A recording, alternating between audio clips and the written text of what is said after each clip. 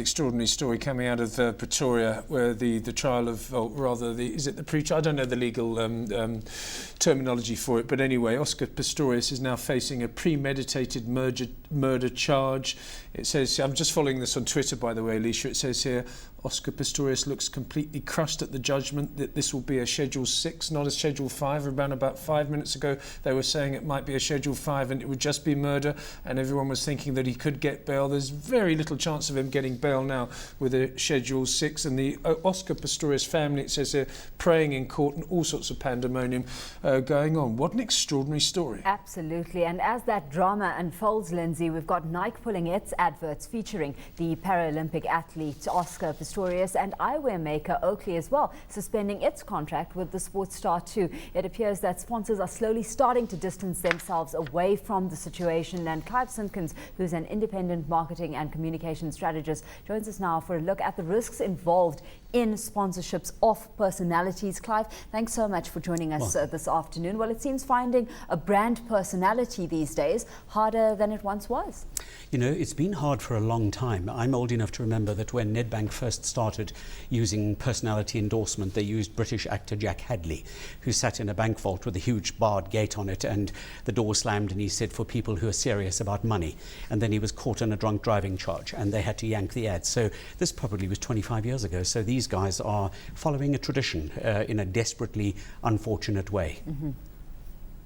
George, sorry, Clive, I was thinking about George Best. Sorry, George was in my head. Clive, the first person that I remember being really badly behaved as a sportsman was George Best. I mean, the incredible Northern Ireland and Manchester United footballer. And there was that famous picture of him with this great big sort of pyramid of champagne glasses and girls and everything. And it seems to me that sponsors have a responsibility. They have to say, yes, we're going to get as many contracts, and agents as well, as many contracts as we can. We're going to earn you a lot of money. We're going to promote you. You're going to be on every billboard everywhere in the world. But you've also got to have somebody to guide this person, this young person that's been thrust into the limelight, male, female, no matter what sport it is, and say, this is how you behave, as I said earlier on, because they can't handle it. Very often sportsmen are stupid, I have to say that. Wow, okay. Okay. Lindsay's blunt, if anything. I'll speak on behalf of George then. I kid. Lindsay, you know, the bottom line to it is talented people are often psychologically dysfunctional people.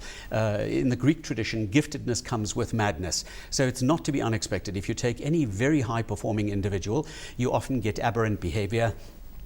Dr. Johan Redelinghuis, who is a renowned South African industrial psychologist, says that a full 25% of the top business leadership in South Africa are psychopaths. And that is a phenomenon that you find around the world. So what you see on stage is not necessarily what you see off stage. Mm-hmm. While we're saying all of this and we're looking at the risk and how risky it is for businesses to actually sponsor public figures, I mean, surely you've got an audience that can separate to an extent brand from personality. I mean, surely you've got a discerning audience that you're catering to here. So just how risky is it in reality for business? You are absolutely correct. The audience is discerning. It's not Nike and it's not Oakley and it's not British Telecom who goes and takes the strain here. It's the individual concerned. So in a short space of time, and we've forgotten what Tiger Woods did. We kind of will forget what Lance Armstrong did in connection with his brand sponsorships. This is the way it is. And not necessarily forget about Nike, the brand. Quite correct. So the brand will remain relatively unscathed. We understand that these are bad boys on the block, and I'm not in any way diminishing what's gone on here, but talented people like that are people who don't necessarily have high emotional intelligence. They're not people who are socially sophisticated. They're often not well-educated people. They are machines that do a particular thing well. So the brand owners understand that and have to work with it. Mm-hmm. Yeah, Clive, I said stupid, you put it in a more eloquent way, so thanks for backing me up on that one. So what you've got to do, you've got to find somebody who is clean-cut, relatively intelligent, and is not going to go out and smash his McLaren F1 car into a tree or do something stupid in a nightclub or take drugs or whatever. Someone like Rory McIlroy, for example, is the world #1 golfer at the moment. He must be a dream. He's clean-cut, he's got a nice girlfriend, he smiles a lot, he has a little bit of fun and a beer occasionally. And when you get that person, goodness me, you've got to grab hold of them and nurture them. You know, Lindsay, the bottom line to it is that you're right, but it's idealistic. Fact is, they're not going to find people like that. Heaven forbid that we find it with Rory McIlroy, but the chances are that, again, there's an offstage behavioural pattern. You know, you go and look at Max Clifford, that hugely influential spin doctor overseas who was found to be fiddling around with kids. So there he was defending people who were abusing children. He himself is culpable of the same thing, according to the allegations. So unless we go and dig up a couple of saints from a tomb somewhere and use them as the brand icons, we're not going to find that. It's just a risk that the brand owners have to take. It's part and parcel of it. Do you see businesses shifting away from needing to employ personalities to actually get their branding out there? Oh no, they won't do that. There's enormous equity in having a high-profile individual, however bad they are. And in some cases, the bad element, if you take a David Beckham of the world, for example, some of the controversy that surrounded him, that can often play well for the brand because they're wearing the brand clothing, they're using the logo, and provided it's within a reasonable space called tolerable behavior, that's a brand-building element. Every time you mention the brand, you see it, you're building the brand. In this kind of case, they step away. No, those are not the brand values, either intrinsic or extrinsic. We understand that.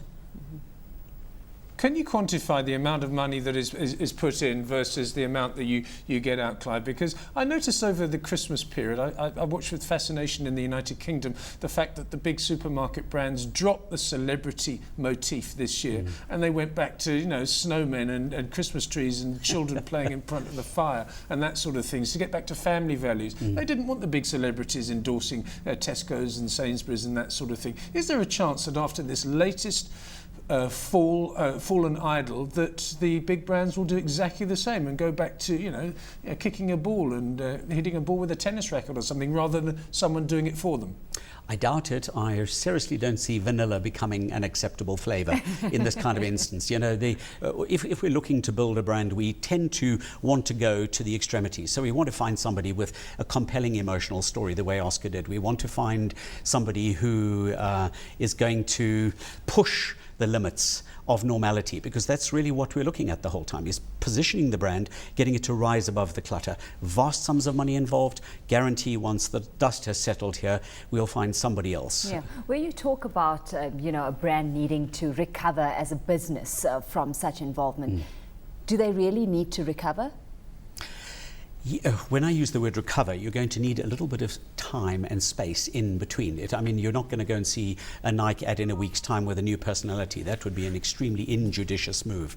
So the dust will settle and somebody else will appear, but that's really the recovery. So the good thing in a way, and it's what another television network said when they pulled down billboards in Santon Drive, for example, that had Oscar up on them. The idea was we don't want to go and push this in the faces of a grieving family. So there needs to be a period of sensitivity and a period to allow the angst and the pain of all of this to settle. And this is going to take a long time because this is uber messy. Is there an analysis of what how the brand suffers? I mean, in other words, will you have a look at it over the next couple of months and say, because of Oscar Pistorius, sales in South Africa of this particular brand went down? Just like, again, looking at the United Kingdom, the sales of cheap burgers have gone down because of the horse meat scandal. Is it, again, quantifiable? I don't believe that the brand sales of Nike or Oakley are going to go down at all. Reputation and brands exist as a psychological element in people's minds, and I don't in any way see Nike, apparently or otherwise, having endorsed Oscar's behavior. And if the Nike people were intelligent, they would certainly come out with some sort of message to say, we really don't support the idea of abusing women. We feel that there should be better gender equity, subtle nuancing to indicate that was in dissonance with their values, for example. I don't think they'll see a loss in sales. It's a perception thing. It's a bit like the stock market. It's a case of what's the sentiment. As I sit here, would I blame Oakley or Nike or British Telecom for Oscar's apparently appalling behavior? Emphatically not. Absolutely. Well, while it may not cost them in sales, what about the cost of pulling advertising? Of course, this all has gone, the entire campaign has been launched already, and it's come at a cost. You're very correct there. You've got advertising agencies around the world frantically working 24/7 to come up with a new concept, to look at damage control, to look at an appropriate way of easing Nike back into public visibility along with British Telecom and so on. When it comes to what Lindsay was saying, Tesco, for example, and you've got horse meat in burgers, and Nestle discovered this morning that they've got a horse meat in ravioli, and I'm a vegetarian, so thank goodness for that. And you and Lindsay alike, so the two of you lucky. Point there is that's way more radical. It's a bit like discovering that I've got some bovine ingredient in my toothpaste. It would be absolutely abhorrent. So those are things which impact on us directly. It's not going to minimize your or my reputation or Lindsay's if we are seen to be wearing Oakley sunglasses and sporting a BT phone or wearing a Nike shirt with a swoosh. Not really in the same league, and perhaps they need to be very grateful for that.